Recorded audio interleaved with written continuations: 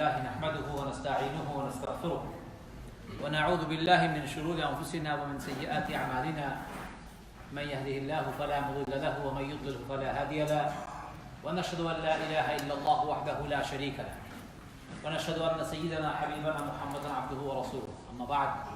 My brothers and sisters, Assalamu alaikum wa rahmatullahi wa barakatuh. I want to tell you an incident that I encountered recently, and I would like to draw some lessons from it for all of us, inshallah. Last week, I was invited but I received a phone call from a friend of mine. Actually, to be more precise, he texted me to say, "Are you available tomorrow?" I said, "Why?" It was Thursday last week. He said, "Tomorrow there is a funeral and I would like you to do the janazah for me if you can." I said, "Okay, where?" So he told me the funeral place. I said, "Inshallah, no problem." He passed my details to the funeral director, who called me, who then passed my telephone number to the family, who called me. And the conversation with the family on the phone was very interesting. The family who called me, they said, "Our father has died." I said, "Inna lillahi wa inna ilayhi raji'un." We all have to die one day, and may Allah have mercy on his soul. We would like you to come to our father's funeral, and we would like you to do some service for us, please. So I said, "Okay, tell me, where is the funeral taking place?" So the person on the other side of the phone said, "The funeral is taking place in a chapel, and we have for him lined up a few things as our program. We'll bring his body, we'll play some music, his favorite songs, and the body will be resting on the place where they put the casket. And then we will do some speeches, and we would like you to also come and bless him if you can." So I said to the family, "I've got a couple of questions for you before I proceed further. Was your father a Muslim?" "Yes, our father was a Muslim." "Did he ask you to do a particular type of funeral when he died?" They said, "Yes, he asked us to do a Muslim funeral." So I said, "Well, it is my duty and the duty of the entire Muslim community that we must do a funeral on him. For this, I need 3 people who are adult and sane, who can participate in the janazah prayer." There was a lady on the phone. She said to me, "No, we don't have 3 Muslims who can participate in janazah for him in our family. So that's not going to happen."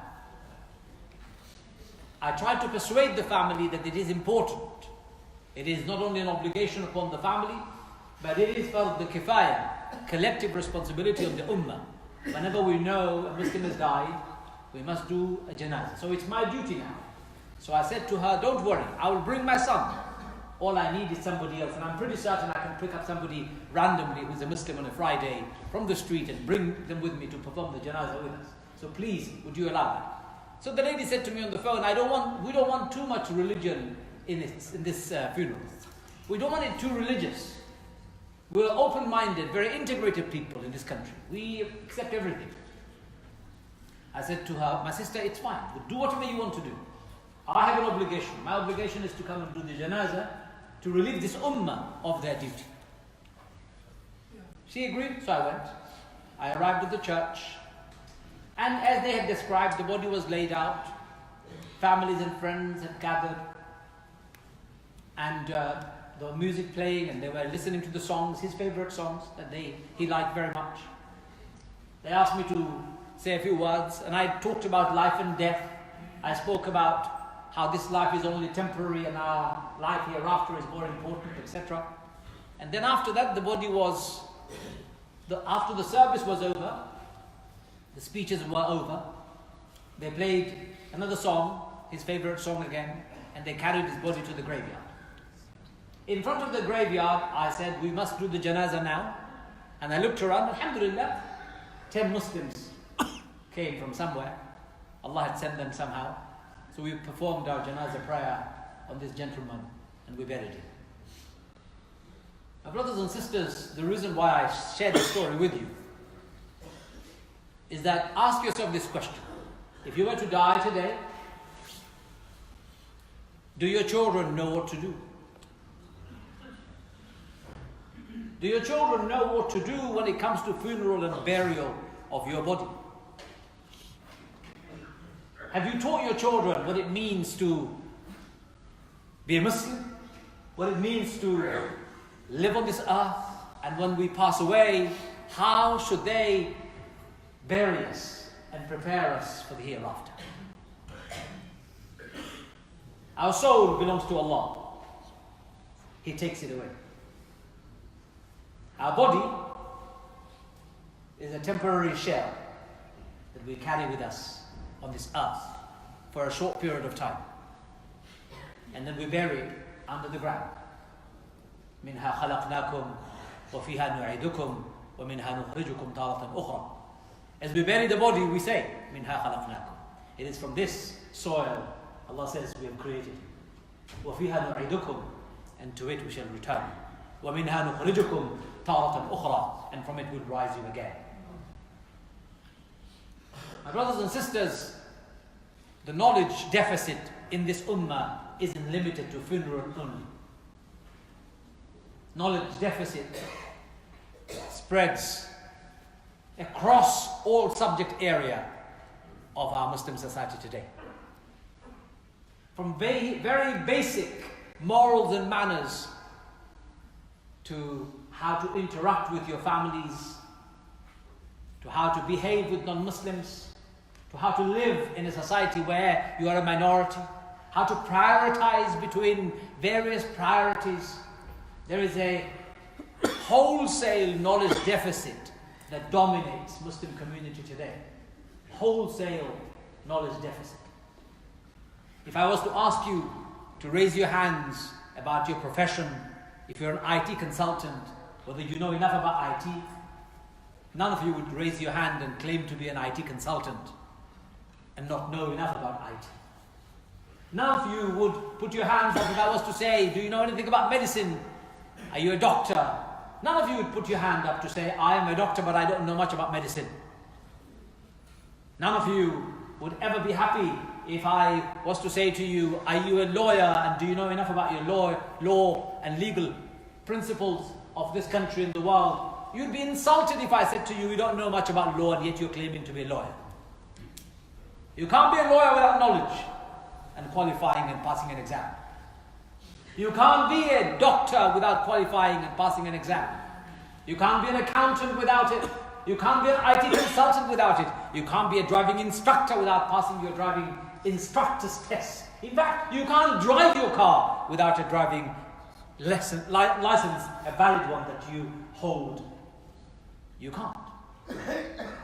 You can't be a teacher without having teaching qualifications, without supervision. You can't be anything on this earth without qualification. And yet many of us claim to be Muslims. We hardly ever look at the qualifications of what it means to be a Muslim. We think we are born in a Muslim family. Our name is Muhammad, Ahmed, Fatima, and Khadija, and many other wonderful names. I eat halal food, and therefore I am a Muslim. No, that is not enough. That is not enough. You cannot inherit faith. It is not a hereditary business. It is not passed on through nepotism. It is not done through cronyism. It is done through Iman. And Iman comes from Ilm. And Ilm comes from Yaqeen. And all of them combined together gives you faith. Knowledge, conviction equals faith. There is a wholesale knowledge deficit in our community. Somebody called me a couple of days ago and said to me, my brother, I need to talk to you urgently. What's the question? I've just come back from Hajj. Okay? May Allah accept your Hajj, I said. So she said to me, I'm worried about my Hajj. Somebody from my family said, I did not do X, Y, and Z, and therefore my Hajj is not valid. So I said, the person who said this to you, are they qualified? No. Scholar? No. What do they know about Hajj? They don't know much. So why did they say your Hajj is invalid? Because they felt like it. What? You can say anything you like about Islam just because you feel like it, because there is no qualification, there are no standards you follow, there are no guards you have, there are no checks and balances that you have, none whatsoever. You can say what you like. Is that what you think about Islam? No. I mean, too many people who have very little knowledge, but a big mouth, they want to give fatwa left, right and center. They want to tell the whole world how the whole world is wrong and they're right. There is a wholesale knowledge deficit in our community today. Yes, you may know how to pray. Yes, you may have taught your children how to be robotic in their prayers too. My daughter was telling me the other day, Daddy, one of my friends in my school behaves very hypocritical. I said to her, why? My daughter is 12, using quite a loaded word. I said to her, what do you mean by hypocritical? She said to me, when I'm in the school lunch queue with her, she eats vegetarian food or fish. But when I'm not there with her, she eats everything else. I don't understand. Then she said to me, this particular person wakes up every morning with her parents for Fajr, but never prays Dhuhr prayer in my school. That's hypocrisy. She is absolutely right. 12-year-old kid, yes, she is. Sharp mind, innocent mind. They think true and they think through their innocence. And when they think through their innocence, most of the time they get it right. It is hypocritical of you and I to claim to be a Muslim and have no knowledge about Islam. It is not enough for you and I to claim to be Muslim and not make effort to learn about Islam. My brothers and sisters, I go on and on and on about it. I write my posts every other day or every day, and some people complain, my brother, it's too long, I can't read it, it's too much. What? You can't read 100 lines? You can't read 3 pages? You get tired? My answer is very polite often. It's okay. Don't worry if you can't read. There are others who will read it, inshallah. And maybe somebody can read and give you the summary. You can't read. This ummah's knowledge deficit will not change unless we begin the process of reading. How many books do you read on a regular basis? Okay, let me not even ask you a question about Islamic books. How many, any books of this world that you read on a regular basis? My brothers and sisters, our culture of reading has disappeared from the psyche and day-to-day habits of Muslims.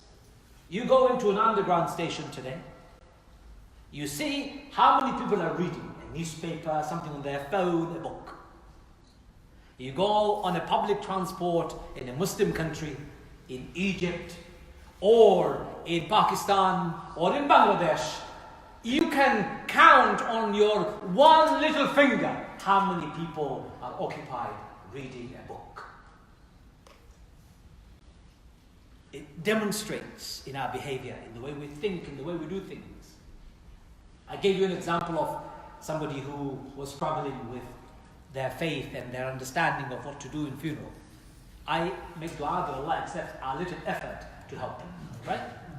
But how many more in this country are children who don't know anything about Islam, who have no idea about Islam, who will not know what to do with the burial of their parents when they die, who would not know what to do if they were asked basic questions about Islam? How many?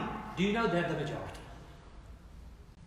The congregation that I have in front of me in this masjid, alhamdulillah, Allah bless you that you've made it. But majority of Muslim communities in this country don't know much about Islam. Not only in this country, across the globe. If Muslims knew about Islam today, Muslims would not be in the state we see they are. It's impossible for Muslims to be in this state if they were knowledgeable. Now let me ask you a question. Do you think in Britain you could have any single Middle Eastern rulers ruling, any ruler of the Middle East could rule Britain ever? No. Because people will never accept them, will never vote for them. In fact, there will be a revolution in the street tomorrow if such a despot or a dictator was to take over. And yet Muslim countries have been ruled for 70 years by the same royal family, and all their crooks and criminals in the families continue ruling, but there is no revolution in the Muslim countries. Do you know why? Because people don't read. People don't have any knowledge. They're not bothered.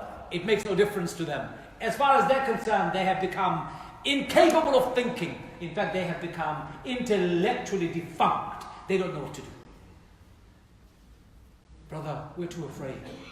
Afraid of what? Knowledgeable people are never afraid. People who have knowledge, they know what is true and what is wrong and what is false. Knowledge deficit is a major problem in our community, my brothers and sisters. Whether it is to do with funeral or to do with keeping our mouths shut when we don't know and we open it up and start regurgitating same old rubbish that we may have heard from somebody else. I urge all of us, I beg you, I say to you and me and everybody else, unless we as a community can rouse ourselves to become a people who are based on knowledge, we will not be a powerful people. We will be a weak, downtrodden, backward people. May Allah forgive us and strengthen us, inshallah, in our iman. We have a couple of announcements. There is one announcement which is Learn to Save Life. A good one. We're running a lifesaver event in partnership with British Islamic Medical Association on Saturday the 29th of September at 2 p.m. after Dhuhr prayer in this masjid. The event is open to all, men and women, over the age of 12 years old. Spaces are limited by bookings only. For more information, please go to the website. We're also looking for first aid or medically trained volunteers to be available on the day. Male preferred, as we have a number of female volunteers already. So if you want to learn how to save lives, please make sure you book with this masjid ASAP.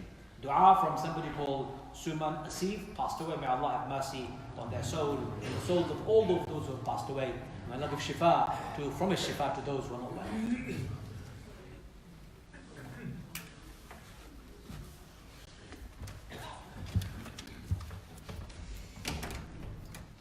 Assalamu alaikum wa rahmatullahi wa barakatuh.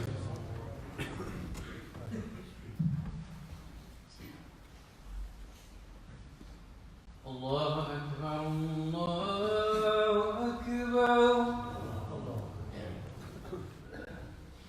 الله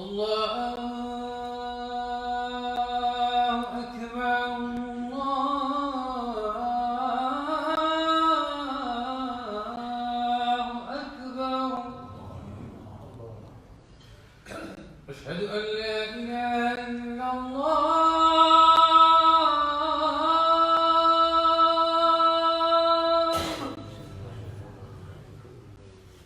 أشهد أن لا إله إلا الله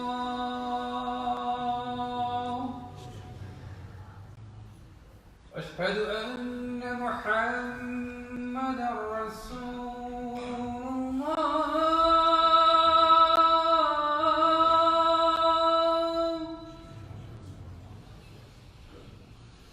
أشهد أن محمدا رسول الله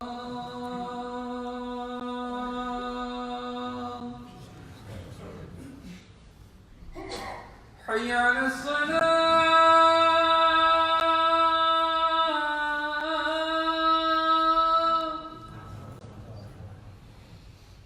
حي على الصلاة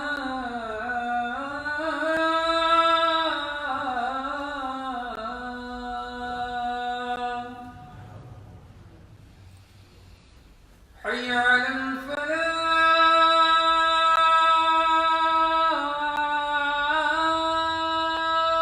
الفلاح حي على الفلاح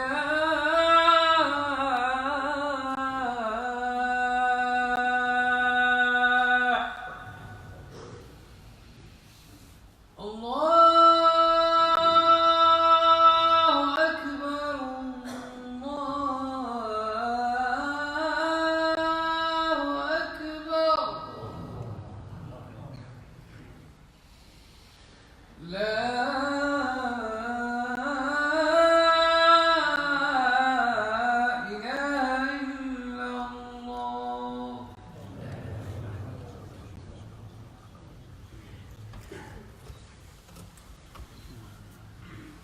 أعوذ بالله من الشيطان الرجيم. بسم الله الرحمن الرحيم. الحمد لله رب العالمين. الحمد لله نحمده ونستعينه ونستغفره ونعوذ بالله من شرور أنفسنا ومن سيئات أعمالنا. من يهده الله فلا مضل له ومن يضلل فلا هادي له. ونشهد أن لا إله إلا الله وحده لا شريك له. ونشهد أن سيدنا حبيبنا محمدا عبده ورسوله أرسله بالحق بشيرا ونذيرا وداعيا إلى الله بإذنه وسراجا منيرا. أما بعد. My dear brothers and sisters, I said this before and all the other Imams constantly remind us the same. The first revelation of Allah, the first word revealed to our beloved Prophet Muhammad sallallahu alayhi wa sallam, the first order upon this ummah, the first command of Allah was read, Iqra. It was not to pray, it was to read. What about reading that Allah chose as the first and the foremost command, order, principle that will change humanity forever? Why? Why does Allah choose to use the word read as the beginning of revelation? He could have said pray. He could have said believe. No. He chose reading as the first word of revelation. Do we think about it often enough as to why? And how often do we read? How often do we go back to the verses of the Quran where Allah says, اقرأ باسم ربك الذي خلق خلق الإنسان من علق اقرأ وربك الأكرم الذي علم بالقلم علم الإنسان ما لم يعلم. How often do we refer to the 5 verses of Surah Al-Alaq? Read, اقرأ باسم ربك الذي خلق, the one who created you. Allah Akbar. Allah the Creator. Read in His name. There is a connection between Allah the Creator and His name and our fascination and our intrinsic habit of reading. When you stop reading, your brain degenerates. When you read, your brain regenerates. When you stop reading, dementia sets in. When you continue reading, dementia disappears. Key to insan's survival. Insan, human being, are a group of people who by nature forget. Key to human beings, key to insan's survival is reading, Iqra. Insan by nature can be gloomy and in the darkness. Key to enlightenment is Iqra, read. You want to see the light? Read. You want to open up the doors of your brain? Read. You want to open up the doors of your mind? Read. You want to see the world? Read. You want to discover the unknown? Read. You want to discover the mystery that lies beyond this universe? Read. How do you read? بِسْمِ رَبِّكَ الَّذِي خَلَقَ, in the name of the Lord who created you. خَلَقَ الْإِنسَانَ مِنْ عَلَقٍ. In the first 5 verses, in his second verse, in the third verse, instantly Allah opens up a huge mystery, a secret. Doesn't unveil it completely, but teases you and I.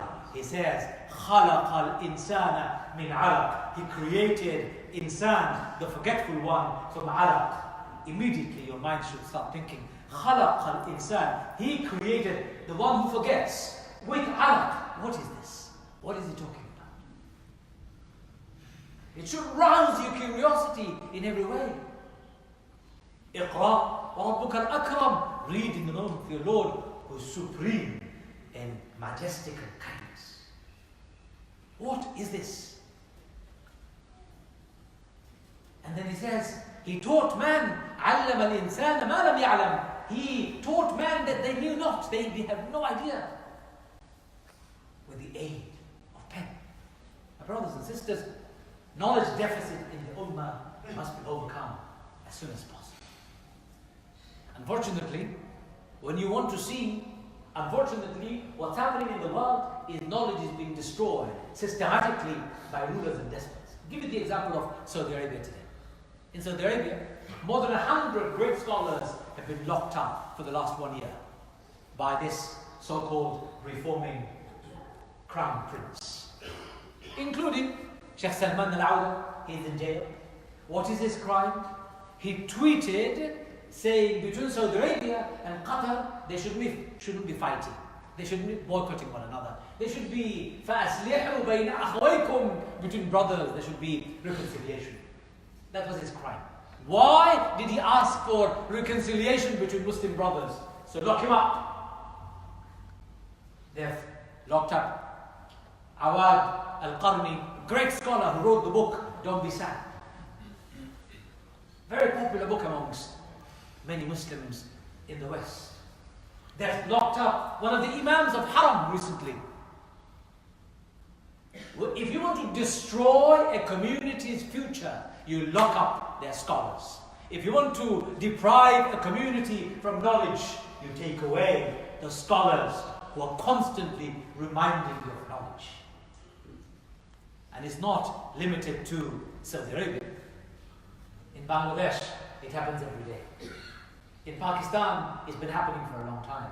In Afghanistan, the drones are killing many, many good people, bad people, ugly people, all in one. In Afghanistan, we have seen. In Iraq, the whole country has been decimated and destroyed by illegal war. Destruction of Islamic heritage.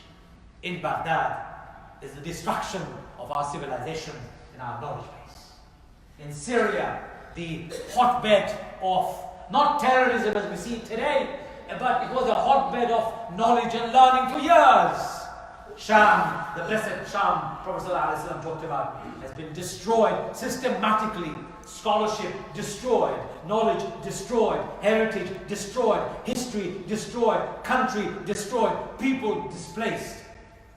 Systematically, knowledge is taken out of a society so that that society can never stand on its own feet. In China, Chinese government, the communist regime, they've been locking up in concentration camps, I call them, thousands of Muslims to deprogram them so that they become communist and leaves now. Locking up their scholars, banishing the Quran, banning this, banning that. In other parts of the world, my brothers and sisters, it is too common. The first attack is on knowledge. You want to destroy a society, you attack knowledge. You want to preserve the society, you become knowledgeable every day. You learn more every day. All of us should be spending at least 2 hours on a daily basis reading the Quran and reflecting the Quran. Have I said too much? Okay, let's say 2 hours is too much. Let's say 1 hour. Is 1 hour too much for you? Forget 1 hour. Half an hour, one verse of the Quran, half an hour of reflection. Read the verse, read the meaning. Think about the meaning. I'm not asking you to go and give tafsir of the Quran. No, it is for you to think. Read the tafsir of the Quran that is available now in every conceivable language that you can think of. There are computer programs, there are apps available online. You can download and look at tafsir of all kinds. Look at the reflections of other scholars. Think about the Quran. Read the sayings of the Prophet. Think about the sayings. Read the life of the Prophet. Think about the life of the Prophet. Read the writings of great scholars of Islam. Al-Ghazali, Allahu Akbar. If you haven't read Al-Ghazali, you haven't lived. Ihya Ulum-ad-Din. If you haven't gone through it from beginning to the end, you have not read, you have not understood, you have not understood Islam at all. My brothers and sisters, if you have not read 40 hadith from beginning to the end and understood every hadith that is written, only 40. If you have not read Riyad al-Salihin on a daily basis, on a regular basis, you have not understood the spirit of Islam. There are so many books I can talk about. Brothers and sisters, where are we today? Knowledge deficit must be overcome. And your knowledge cannot be limited to, Imam, how do I pray? Is my wudu broken? Is my fasting good enough? I'm sorry, that is limited to how to do rather than why.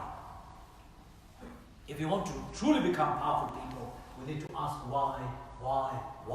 And the only way you and I can get the answers to why is by reading and reflecting. My brothers and sisters, I always say to people, if your children are watching television for 2-3 hours every day, you are doing something wrong. Switch that TV off. Take that internet cable out. Switch off the Wi-Fi. And give them books to read. Am I being radical? Yes, I am. give them limited scope for internet. Yes, they should, but limited. Because they are growing and they need to learn. Reading cannot be replaced by surfing on the internet and playing Nintendo games and watching time-wasting programs on television. Passive learning is not learning. Active learning is when your brain is becoming bigger and more developed. Knowledge deficit must be overcome, my brothers and sisters, as soon as possible, in every way possible. And we need to start that at home immediately. I'm suggesting a few things. I hope you take them on board. But look at the bigger picture. The community of Muslims would slowly, surely be completely wiped out from the face of this earth when knowledge is taken away. The saying of the Prophet of Allah Yawm al-Qiyamah will come when knowledge is gone. When knowledge has been taken away. There will be none to worship Allah. Yawm al-Qiyamah will begin. Because knowledge will have gone. Of course, Allah will make Yawm al-Qiyamah happen whenever it happens.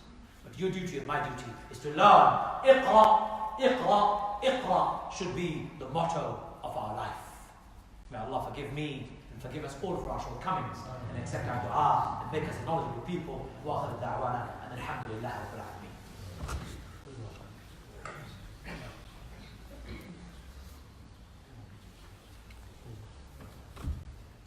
الحمد لله رب العالمين والصلاة والسلام على محمد وعلى آله وصحبه وسلم. Our children, my brothers and sisters nowadays, are too preoccupied and too busy with what labels they wear on their shoes, not what they take in their heads. They're too busy whether they're wearing Nike or Adidas or this, that and the other. That's what they're too busy with. What phones they carry in their pockets to show their friends and their mates. They don't talk about what books they're reading, what have they learned. They're not investing in their brain. I believe because parents are not investing or encouraging for the children to invest in their brains either. My brothers and sisters, the only way forward is knowledge. That's the only way forward. If I had the money, I would open up schools in every masjid that would be full-time for our children. I will not be wasting money in buying frivolous items of 2 cars, 3 cars. I have a Lamborghini, I need Maserati tomorrow. I have a house, I need a 5-bedroom house. I have a phone, I need a better phone. I won't waste any of those times because none of them will benefit you, nor will it benefit the Ummah today or tomorrow. This Ummah's only priority should be knowledge, knowledge, knowledge. That should be the only priority. The next 100 years or 200 years. Need to raise our standard. We need to compete with the world. We need to compete with the world with our knowledge based on the Quran and Hadith. Otherwise people think we're backward. I was having a conversation with Channel 4 and they said to me, we think Muslims are interested in watching Love Island. We think Muslims are interested in programs like terrorism. And I said to them, no, Muslims are not interested in watching those kind of nonsense. They're interested in science and technology. They're interested in how Islam made a huge contribution to laying down the foundations of science and technology. And Channel 4 said, really? They don't even know. My brothers and sisters, it's a huge pain that I harbor in my heart. And I know together we can make a difference. I know together, if we all came together, we could make a difference. Come on, my brothers and sisters. Let's raise the standard. Start studying at home, reading more, reflecting more, changing our attitude, investing in our children and their future, collectively building schools and madrasas that will invest in our children for the future, create the leaders of tomorrow. That's how we'll change the world. You don't want imams like this. You want imams who are better 100 times, who can lead this ummah to a greater height than this ummah has ever seen or has ever experienced. We want a change. And that's not going to happen unless this knowledge deficit is drastically addressed immediately. Ya Arhamar Rahimin, Ya Akramul Akramin, forgive us for our mistakes, Ya Allah. Ya Allah, make this ummah a knowledgeable ummah, Ya Allah. Ya Allah, enable us so that we can learn better, Ya Allah. Learn more, Ya Allah. Share your knowledge more, Ya Allah. Ya Arhamar Rahimin, deepen our hearts and our minds and our beliefs and our taqwa on you, Ya Allah. Ya Arhamar Rahimin, empower us so that we can learn more, Ya Allah. Ya Arhamar Rahimin, bring from our children the best of knowledgeable people, Ya Allah. Best of scholars of tomorrow, Ya Allah. Ya Allah, enable our scholars to be free in all parts of the world, Ya Allah. Ya Allah, open up the doors of those jails and free the scholars, Ya Allah. Ya Allah, empower this ummah so this ummah can free itself from the shackles of ignorance and poverty and ignorance and poverty and all sorts, Ya Allah. Ya Arhamar Rahimin, empower us all so that we can be together, Ya Allah. Unite our hearts together, Ya Allah. Unite our hearts, Ya Allah. Ya Allah, protect our children, Ya Allah. Protect our children, Ya Allah. Ya Allah, free Al-Aqsa from occupation, Ya Allah. Free Kashmir from occupation, Ya Allah. Free Afghanistan from fitna, Ya Allah. Ya Arhamar Rahimin, free Yemen from the troubles and the wars, Ya Allah. Ya Arhamar Rahimin, free every part of the world that is in trouble, Ya Allah. ربنا تقبل منا إنك أنت السميع العليم وتب علينا يا مولانا إنك أنت التواب الرحيم. إن الله يأمر بالعدل والإحسان وإيتاء ذي القربى وينهى عن الفحشاء والمنكر والبغي يعظكم لعلكم تذكرون فاذكروني أذكركم واشكروا لي ولا تكفرون والله يعلم ما تصنعون. أقم الصلاة.